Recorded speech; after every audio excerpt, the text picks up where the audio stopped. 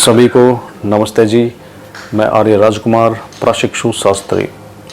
द्वितीय विश्व युद्ध के समय जब अमेरिका ने जापान पर बम गिराया तो उस समय लगभग 3 लाख लोग मारे गए थे। और जिस अलगाववादी विचारधारा के कारण भारत का विभाजन हुआ, उस समय लगभग 10 लाख लोग मारे गए थे। इसका अर्थ यह है कि एक नकारात्मक विचारधारा एक बम से भी कितनी ज़्यादा खतरनाक हो सकती है। आज हम बात करेंगे एक ऐसी ही नकारात्मक विचारधारा के बारे में जिसका परिणाम एक ऐसा वर्ग जिसको वर्ण व्यवस्था में शूद्र कहा जाता है, सदियों से झेलते चले आ रहे हैं।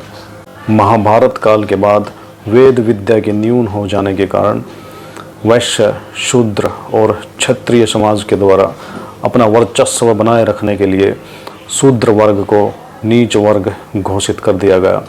उनको तरह तरह की यातनाएं दी गई। उनका विद्या का मार्ग हमेशा के लिए बंद कर दिया गया।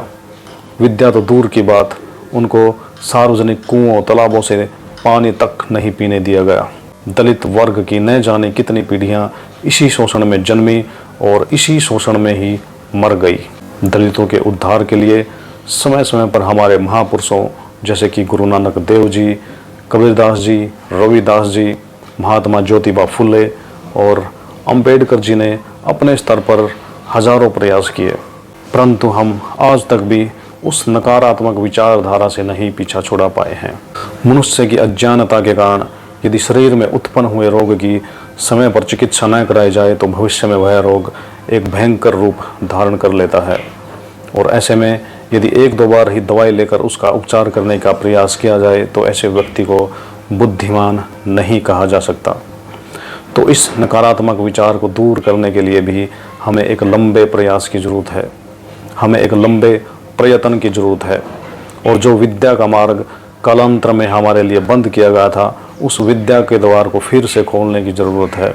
और इस विद्या के द्वार को खोलने का काम किया है राष्ट्रीय दलितोद्धारणी सभा के द्वारा। दलितोद्धारणी सभा दलित वर्ग के लिए बौद्ध सत्र का आयोजन करती है और इस बौद्ध सत्र में दलित भाइयों के लिए वह विद्या दी जाती है जिस विद्या से हमें हजारों वर्षों से दूर किया हुआ है। तो मेरा आप सभी से आग्रह है कि आप इन बौद्ध सत्रों में अवश्य आएं और आप दलितोद्धारणी सभा से जुड़कर अपने अंदर के दलित भाव से मुक्ति पाएं। धन्यवाद।